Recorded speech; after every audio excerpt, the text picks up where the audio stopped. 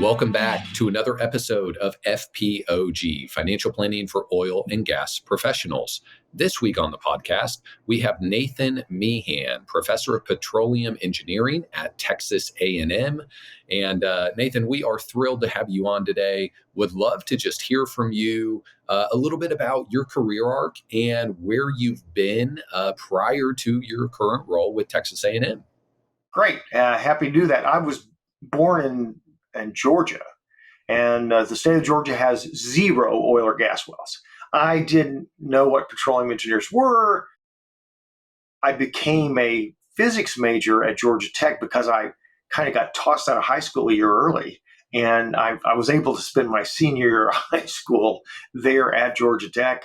And the guy in charge of the program was a physics professor, and he made us all physics majors. And I don't know whether it was because I got interested or just didn't do anything to change it, but a significant number of us became physics majors.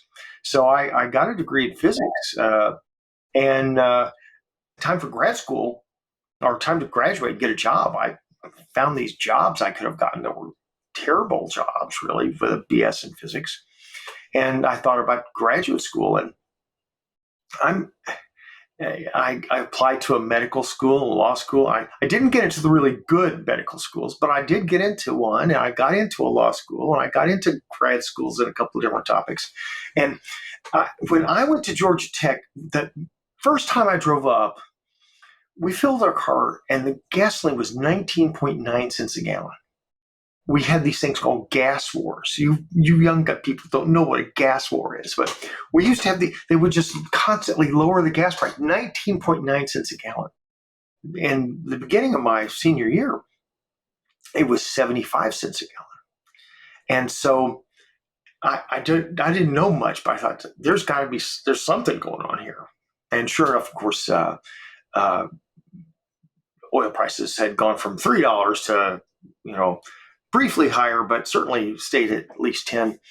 And I learned about this idea from a Schlumberger recruiter who had just found my resume in a pile.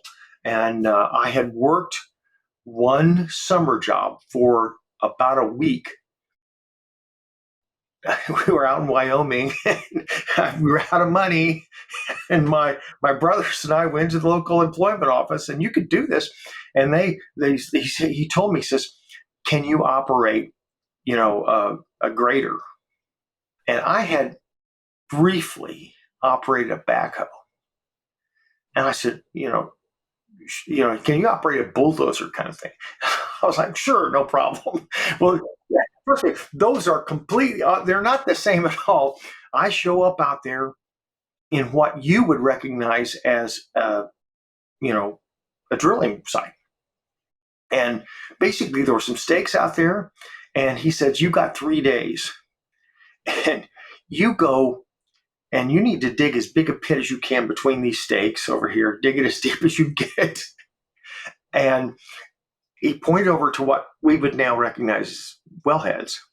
And he says, "Whatever you do, stay away from those things." And so, I don't know, it was Big Chief Drilling or somebody like that. And I finally, after most of the day, figured out how to run this thing. And I dug what, in retrospect, was a frack pit. This is a very weird kind of world back then, where they would just take anybody off the street and let them leave them there with their bulldozer.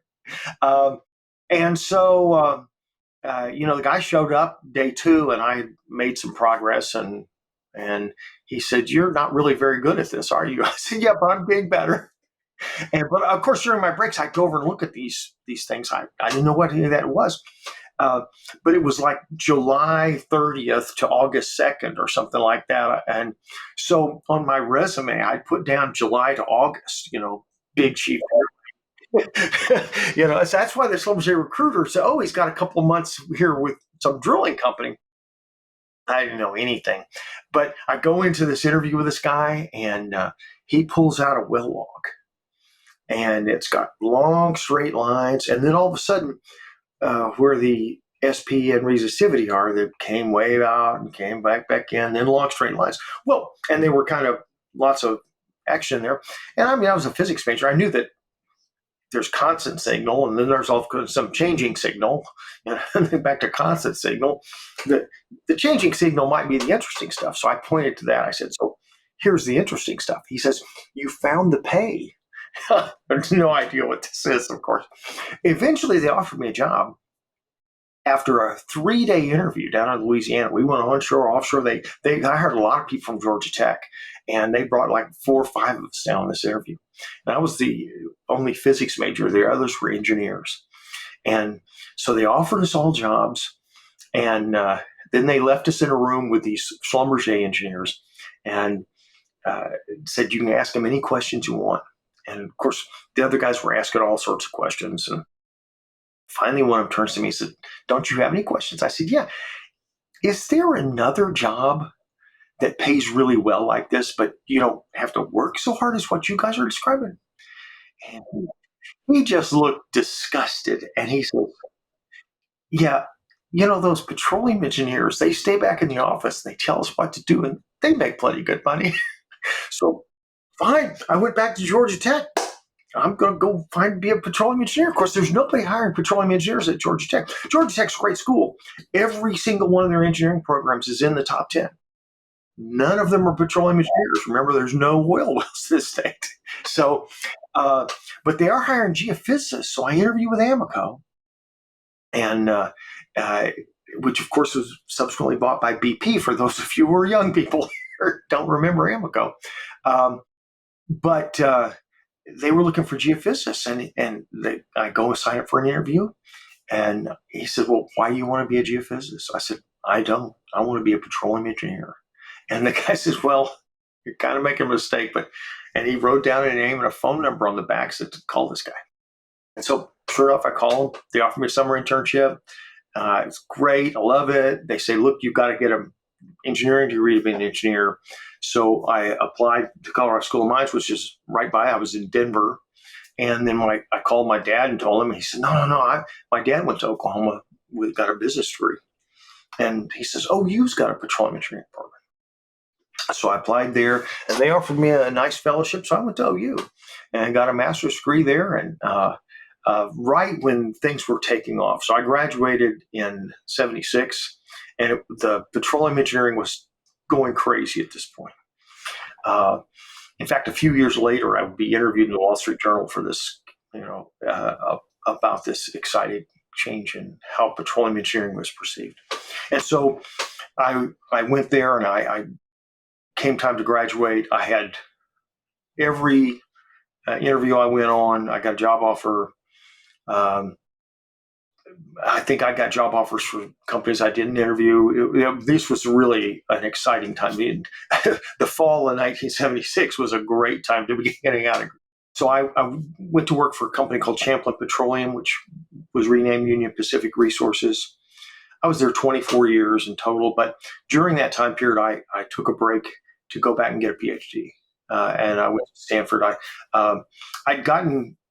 I'd moved very quickly up the technology ladder, and I realized for a variety of reasons that I enjoyed that, and I enjoyed sort of the technology leadership more than I did the general management type things.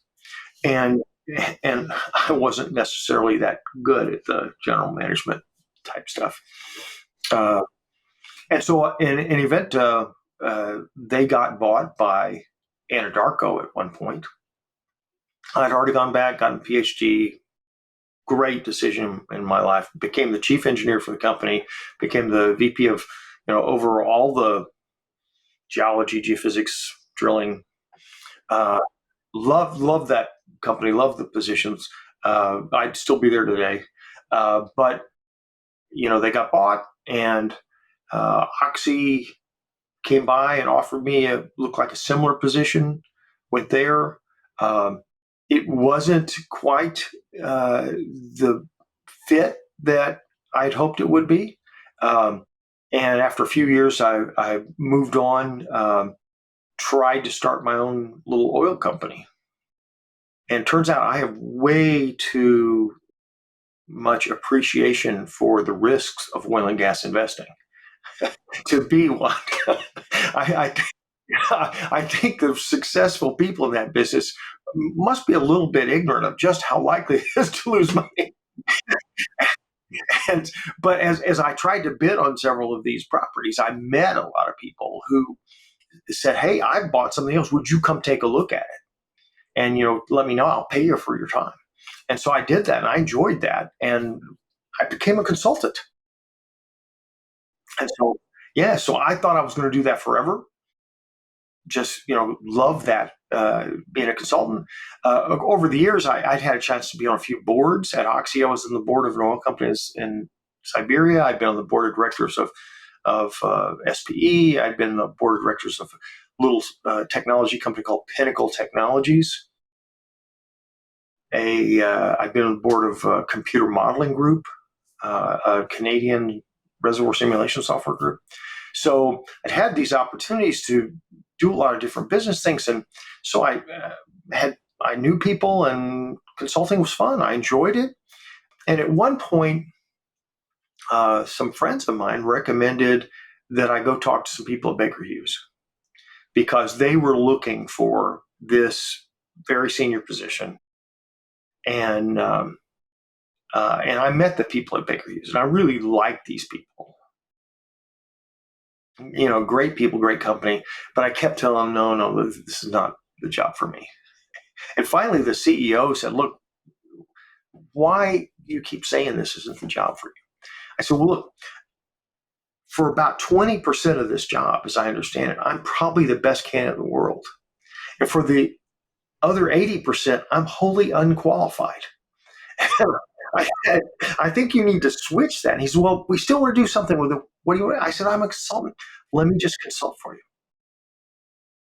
And he said, well, great. What do you have in mind? I said, well, I don't know. You've got offices all around the world. I'll go to those offices, and talk to people and talk to customers and come back and give you some recommendations. And I wasn't even serious. I didn't think he'd say yes. And he said, do it. And so after, a few months of this, I came back to him. I said, look, Baker Hughes' problem is all of their products and services are in the wellbore, in the immediate wellbore area.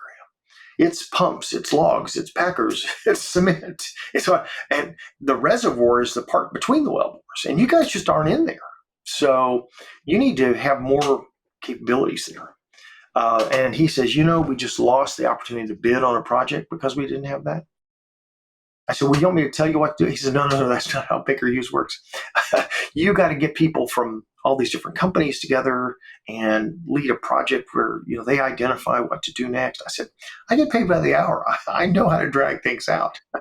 And anyway, I brought this group together. We identified some companies. Baker Hughes decided by Gaffney Klein and GM Mechanics International, two real leaders in their respective areas. And I made the introductions for those companies. And then I went on to another consulting project I had to do. I was defending Shell in the reserve write-down litigation, if you remember that reserve restatement. And I got this call back from them. They said, look, we've made the deal. We're going to buy these companies, and we want you to come back and work for us. And so that Baker Hughes hired me to come back to run that total companies. And I bought 5 or 6 more little companies along the way, and spent the next decade with Baker Hughes. And I'd spent 24 years with UPR and a few years with Oxy and some consulting time. And now I'm at Baker Hughes. But I told him, I said, look, guys, my wife and I have already got a plan where we plan to go do some humanitarian work together in about 3 years. And it's going to take us, we're going to take off a year and a half or so. And they said, well, what do you want us to do? I said, well, when I went back to Stanford for my PhD, my employer wanted me to come back. So they left me on 20% of my salary while I was gone. How about you do that? And he said, sure. I just never believe you. if I've got to give a piece of advice to young people, I said, be careful what you ask for, because sometimes you get it. And so, I asked for that, and they said, sure. So 3 years later, I've passed on the reins of running these companies to someone else better qualified at running stuff than me. And my wife and I moved to Hong Kong, and we're coordinating our church's humanitarian efforts and travel all over Asia, Mongolia to India to whatever, helping train volunteers, working with governments, working with projects. It was just clearly the best 18 months of my life. If you don't mind me asking, how old were you during that 18-month period? Mid to late 50s. So we'd really planned that for a long time. It was a kind of a goal of ours, and really great time. And everything kind of worked together perfectly. My daughter moved back to take care of our house while we were gone. My mother-in-law was phenomenally healthy. She wasn't before or after, and so it was great.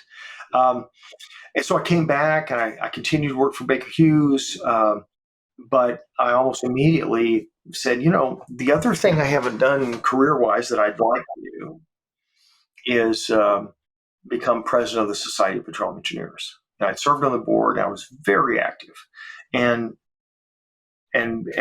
due to some very generous people, I'd gotten lots of awards and recognitions and things.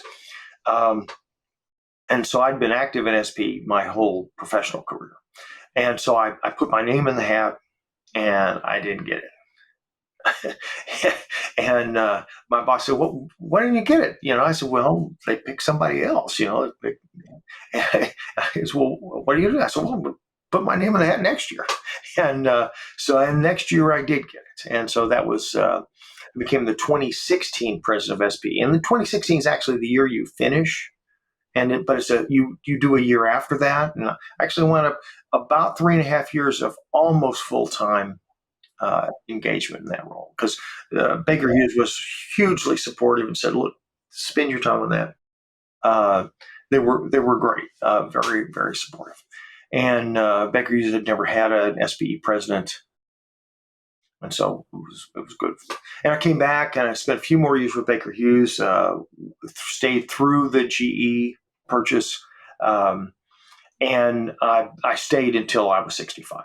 And I told them all along that, there's no way I'm staying past that. So that worked well for me. I started consulting again, but something happened that was, I've had several honors and awards and things that were really great. And I don't know how you warrant these things, really.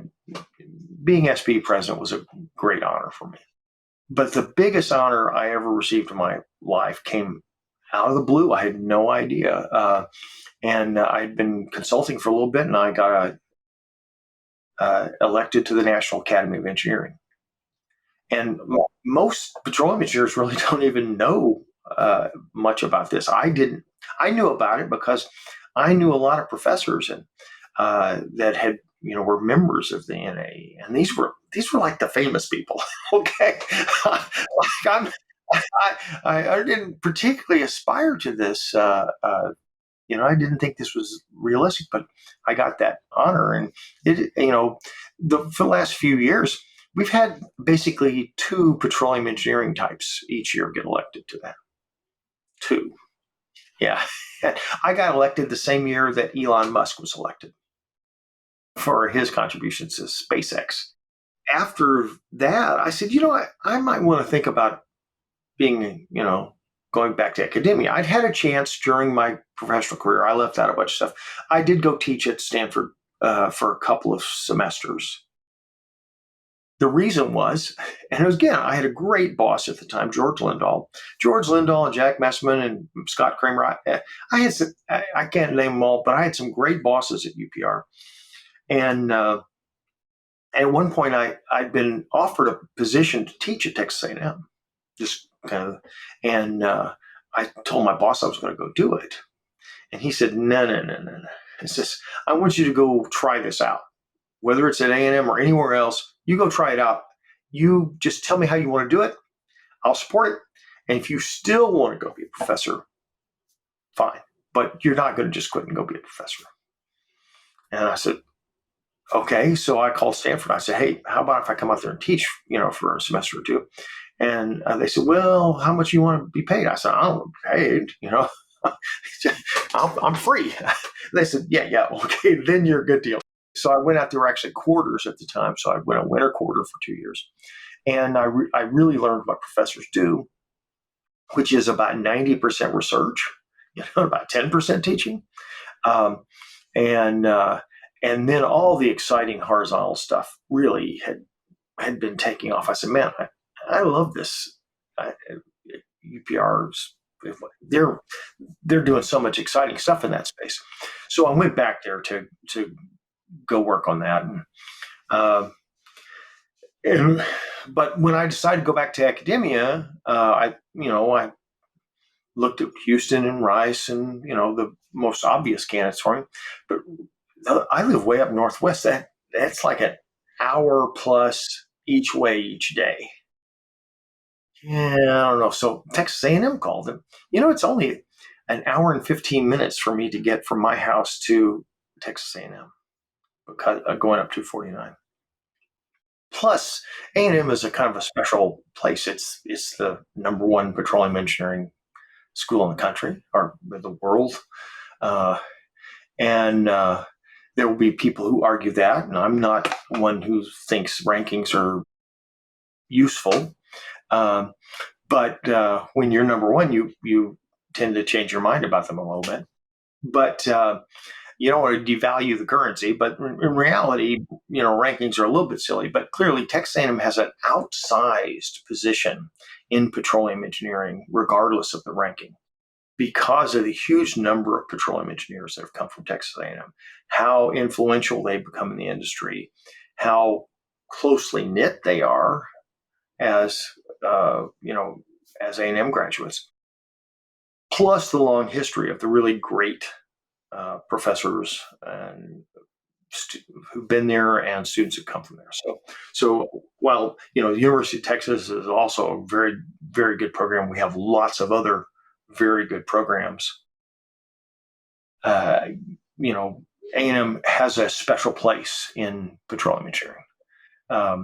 So when they called and they offered something called the Chancellor's Research Initiative, which was a $5 million startup fund that I could use for research and laboratory equipment, it just really made sense. So that's why I joined it. And I started, at the beginning of the summer, and I'll be teaching a class on the energy transition starting in January. Well, starting in January.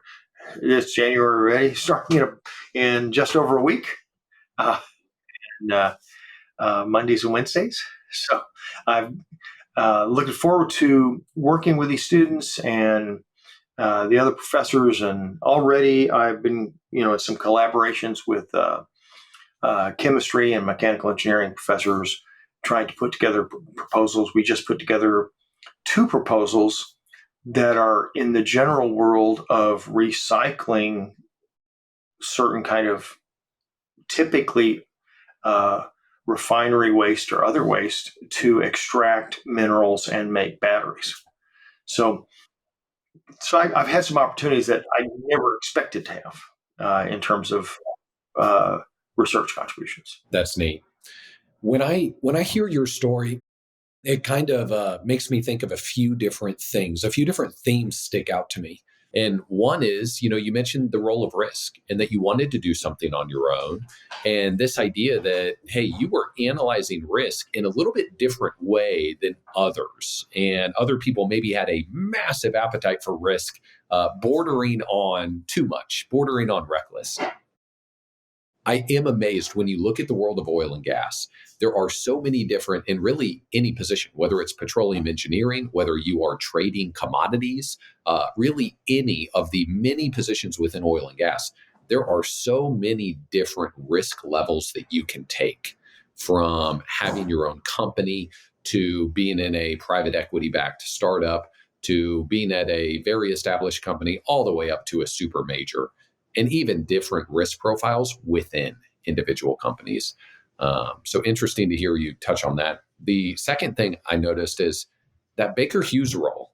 You told the CEO, I am probably the best person in the world for 20% of this.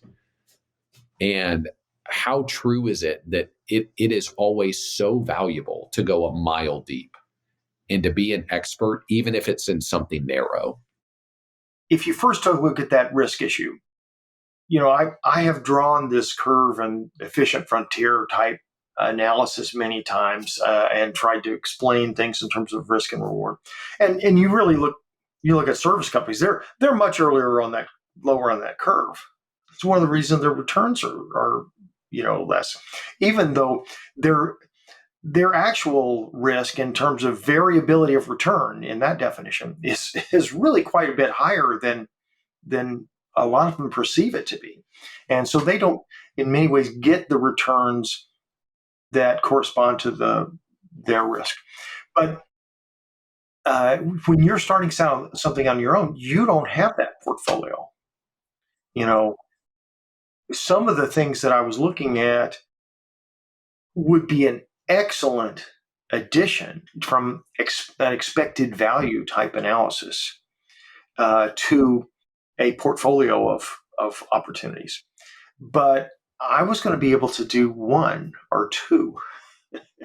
And in reality, just too much of a risk for me at some level. So I bid less and I didn't capture any. Yeah.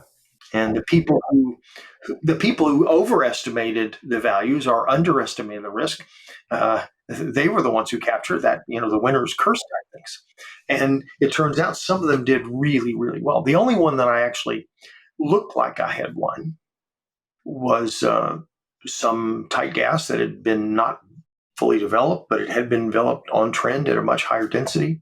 And I put a proposal together, which was the final contract wasn't signed, but it had been verbally accepted. And I was putting together the last bits of financing, and the guy called me back and said, "Look, I just got an offer for 4 times what you offered me." And he says, uh, I really, I feel bad, but I don't feel bad. And I realized that, do I want to go try to push this? Do I want to go get lawyers and be tied up trying to force this? I didn't know whether that could happen.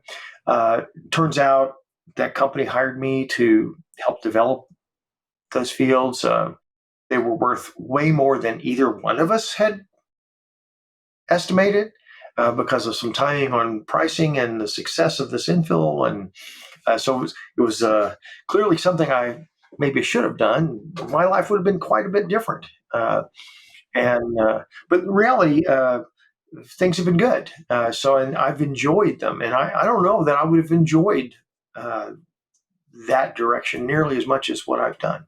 That's a great point.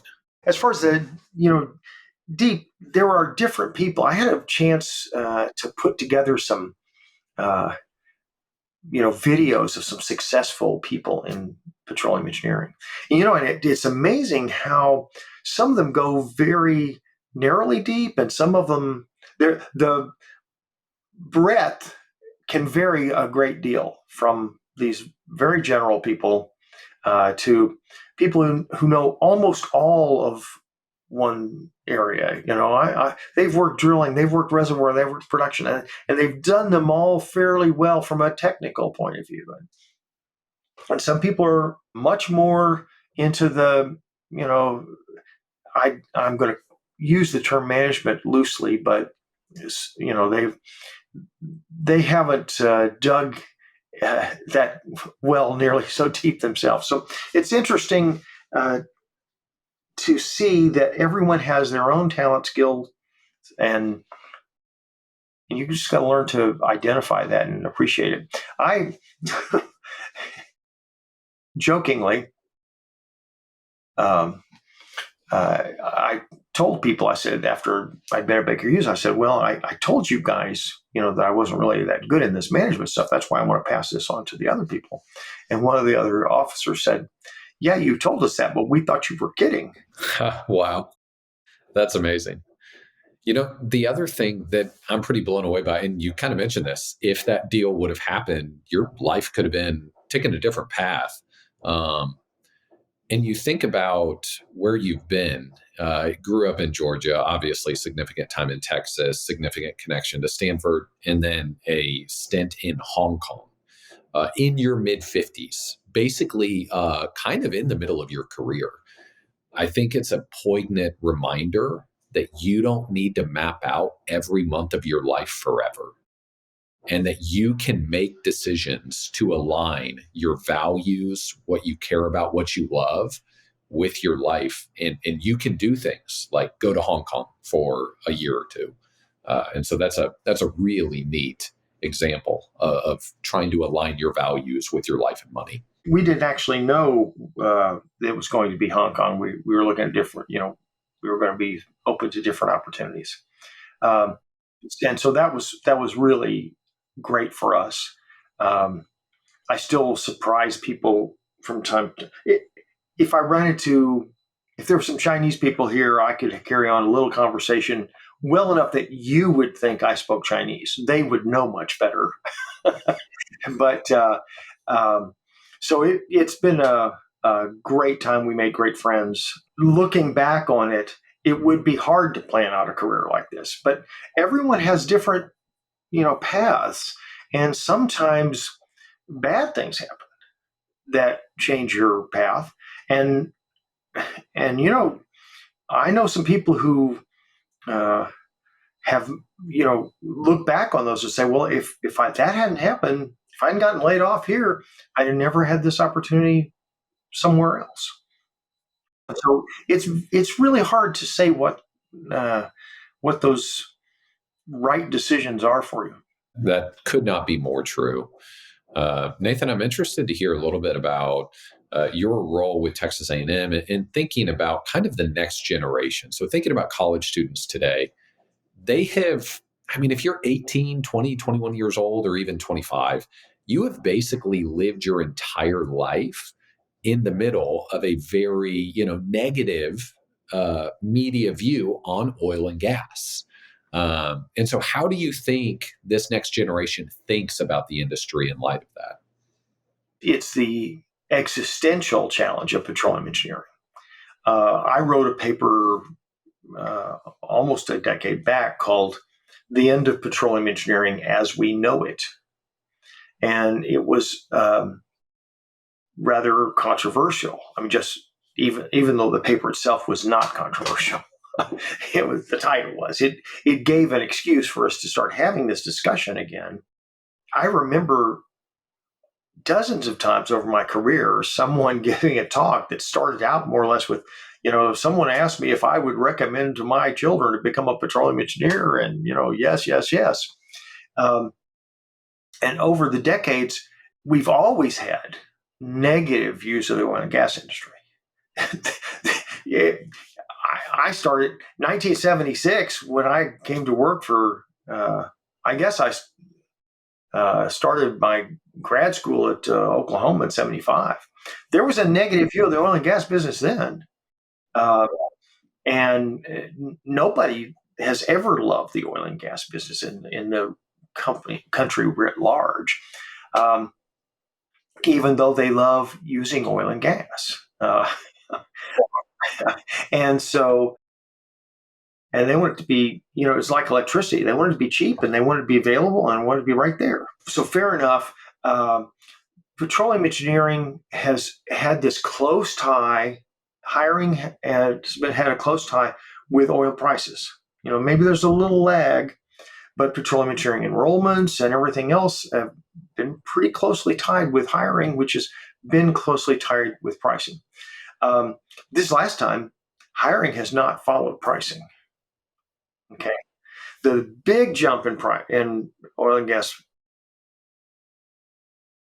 Well, even from the rig counts, we're not at the rig count we were last time oil was this high. And so we're also not at the hiring level. And while some of the universities, Texas and Texas A&M, have really gotten back to enrollments pretty much closer to where they want to be, a lot of universities have not. And so, will petroleum engineering still be needed in the future? There's nobody seriously thinks it will. Will we need a lot more, or as in my paper suggested, less uh, petroleum engineers in the future? Hard to say, but the kind of roles for petroleum engineers include lots more in this machine learning and artificial intelligence type things, and more things in the energy transition space with carbon capture and storage. All of a sudden, we're seeing more petroleum engineers who are spending time in that. A lot of the research efforts in universities are headed that way. In the 70s, I think the majority of reservoir engineering research was associated with enhanced recovery in some way or the other. And today, I think it very well could be that the largest single thing is associated with carbon capture and storage, in fact, specifically storage. That represents a microscopic amount of the total capital, that's being spent. I mean, the bulk of the capital is still for drilling and completions, followed by large facility type things, whether it's refining or petrochemicals or LNG.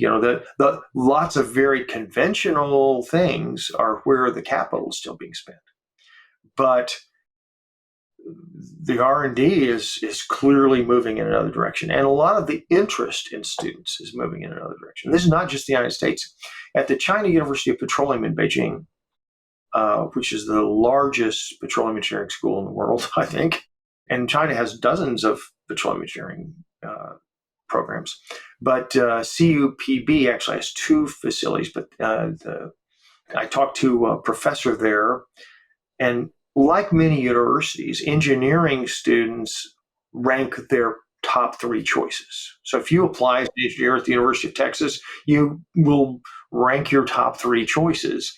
And years ago, petroleum engineers, they got their entire freshman class from people who had number one petroleum engineering, and now most of their petroleum engineering students might have come just a few years ago from people who didn't have petroleum engineering in their top three. They got accepted in engineering, but they couldn't get any mechanical or civil or whatever. So at CUPB, they do the same thing. And for many years, computer engineering type things have been number one. That probably isn't going to change anytime soon. But the number two a couple of years ago was a new program that they'd never had before. No one had ever graduated. No one had ever gotten a job in it. Carbon capture and storage. That was the number two choice among freshmen. And bottom 3 out of 4 were petroleum engineering, petroleum geophysics, and petroleum geology. Three of the bottom 4. At the China University of Petroleum. So it's not just in the United States that this popularity issue. And when oil prices were low, now we're definitely seeing recovery. We're definitely seeing hiring improvements. We're definitely seeing internships increase. And I hope this continues. But are we seeing, are the best and brightest students coming to petroleum engineering? Petroleum engineering is no longer the highest paying straight out of college job by several of the surveys I've seen. It's high, it's attractive, and it will remain attractive. But I think that we're not perceived as fungible, in being able to be engineers in a broader sense. We're also, like nuclear engineering and aerospace engineering and mining engineering, textile engineering, a few others, closely associated with just one industry. And so demand is highly correlated with the rise and fall of that industry. And so some majors like textile engineering disappeared. I mean, we have one university in America that still offers a degree in textile engineering. Used to be, when I was a student at Georgia Tech, it's a huge program. They had 100% placement every year. It was, Right. That's all gone. That's in exported completely. In spite of the fact that we produce more textiles on the planet than we ever have in the past, we have super high tech textile stuff, from space shuttle stuff to, astronaut, all this wicking, whatever, all this high tech stuff. They use all sorts of machine learning and everything else in their factories and etc. So there's lots of high tech involved in textile engineering. Just textile engineers have gone away. Chemical engineers do that, and other groups have sort of subsumed that. So we can't rule out the risks for petroleum engineering. I just happen to think that we continue to attract a lot of really good students who really actually want to be petroleum engineers. And I think the demand for a significant number of them is going to continue for decades. Is it impossible for us to go back to $40 oil? It's not impossible.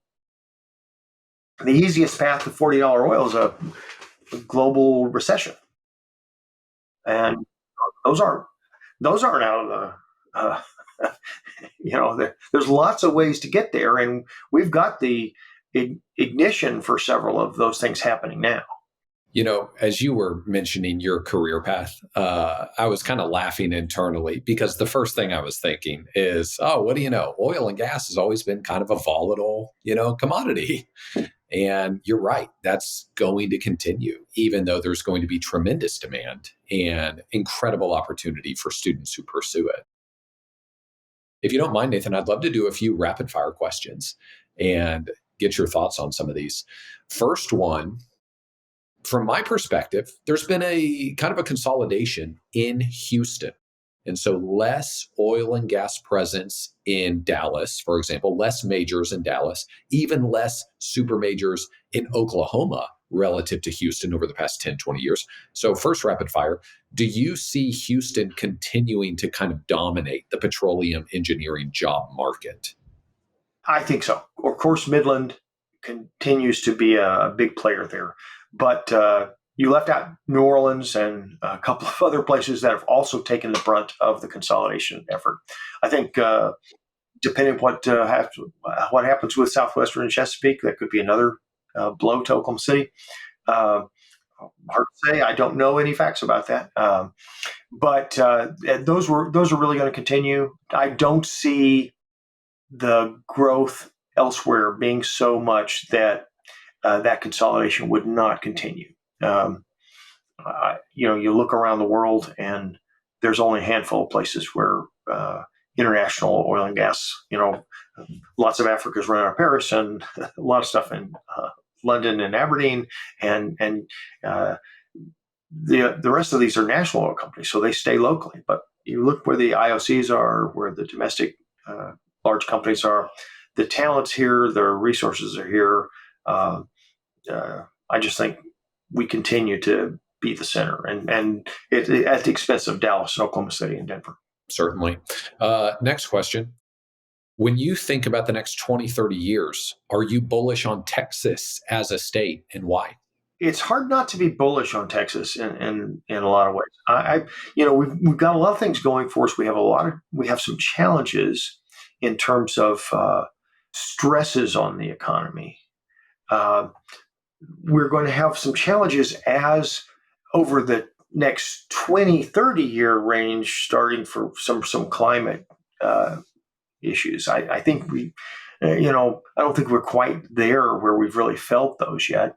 We're going to have some population and transportation challenges, lots of those, except the excitement, enthusiasm of working in a state where entrepreneurship is really, you got a lot of capabilities, and whether it's medical stuff or technology stuff. I think that, if you were a tech company, you want to go someplace where there's Apple and there's Tesla and there's all these, TI. So, well, that's Austin, but I'm actually kind of excited about the College Station area.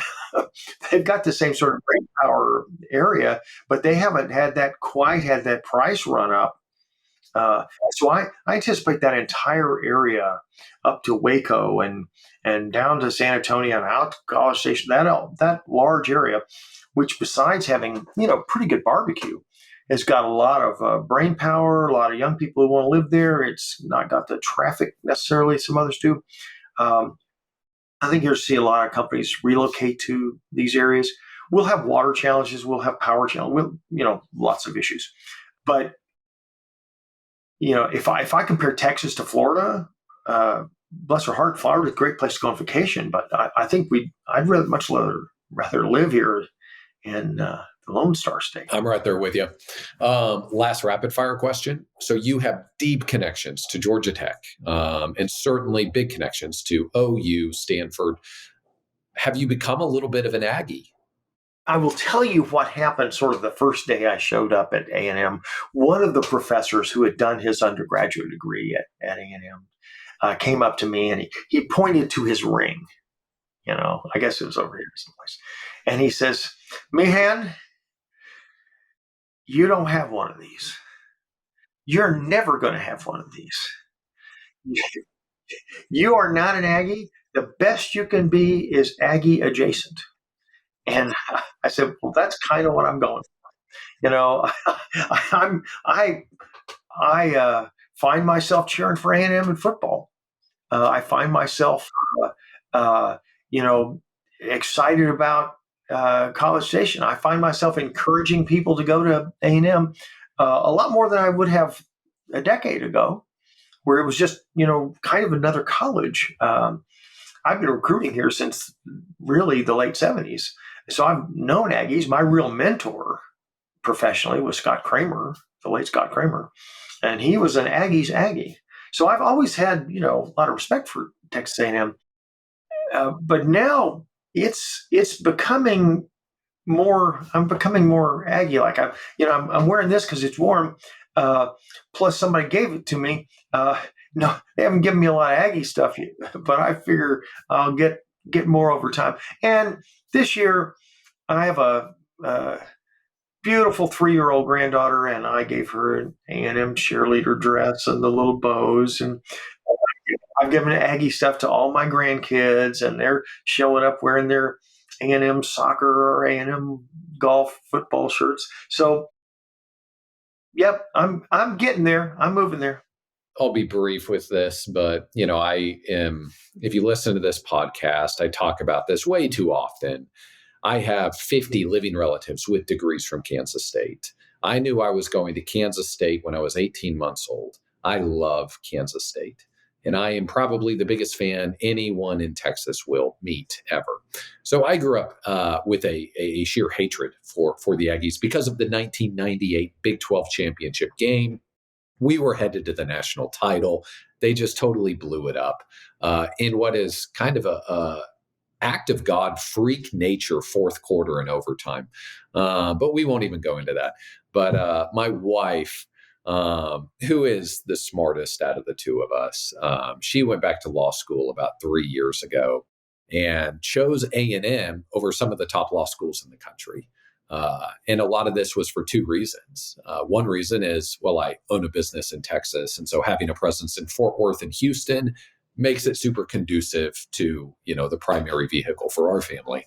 But then the second reason is we felt okay saying no to top law schools because, you look at the A&M endowment, you look at what they do in every college, and there's a standard of excellence. And lo and behold, my wife is now at the end of that program, and A&M is becoming one of the top law schools in the country. And exact same thought.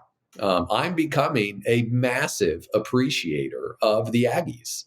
And we really have started to have a warm spot in our heart. And my wife went to Arkansas, so there's a little bit of a rivalry there with A&M. But same story for us. I'll tell you this. The story that impressed some friends of mine, my college roommate, and from the early 1970s, and his wife live in Chicago. And we get together all the time. We went to each other's weddings. We've stayed friends. And we're both big opera fans. And my wife and I have traveled the world going to operas everywhere. And we go up there for Chicago operas. And matter of fact, they're coming down here for Parsifal in just a few weeks. So they were down here for an opera last year. And I said, look, I'm going to go to A&M, be a professor. I want you to, I had not, I had not started. I wasn't working there at all.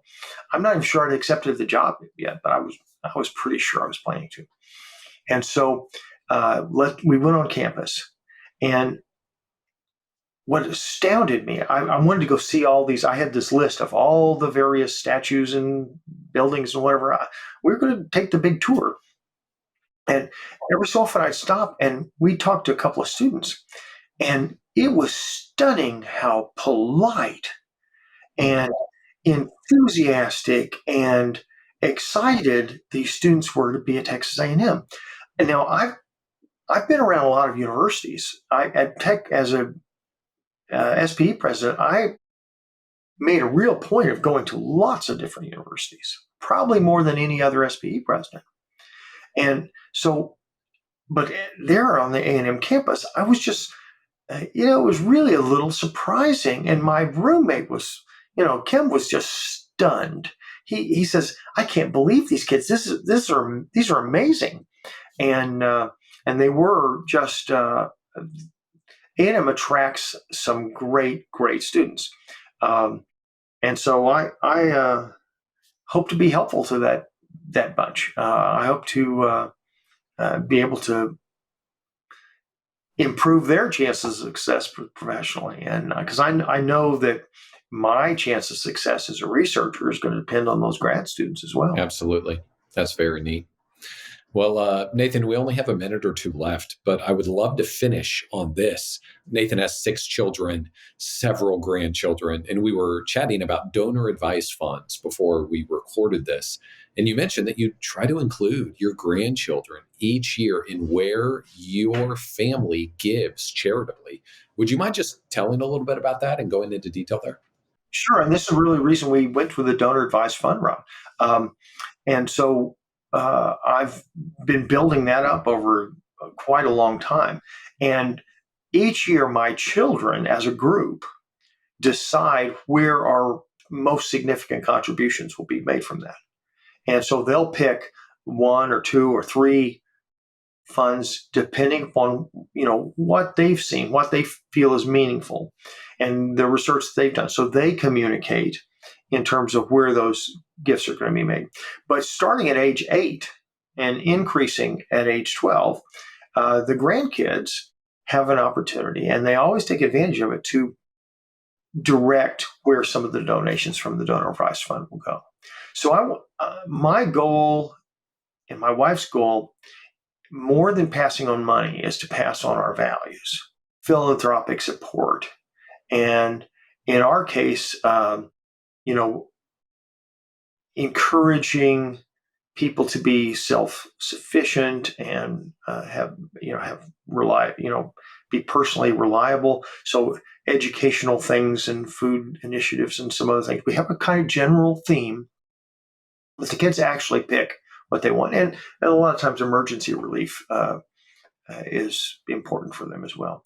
But they pick, and we don't really, haven't really questioned it. If the younger ones, sometimes they don't do as much research, but by the time they're 12, it's astounding how much analysis and research they've done to pick where their donations go. So sometimes it's impressive compared to what their parents have done. That's incredible. What a fantastic story, and what a great idea to, just like you mentioned, it's wonderful to pass on money. It's a tremendous thing to pass on money to children and grandchildren. A good man leaves an inheritance for his children's children, but to pass on values is so significantly important. Well, my son phrased it well. He said, so you want us to get together and decide how we're going to spend our inheritance on charitable giving? So yeah, matter of fact, that's exactly. That's a great way to phrase it. Well, Nathan, thanks so much for joining us on the Financial Planning for Oil and Gas Professionals podcast. We will have show notes. So if you want more information or to connect with Nathan on LinkedIn, we will include that in the show notes. And as always, send us any messages for ideas for future podcasts at brownleewealthmanagement.com. Thanks.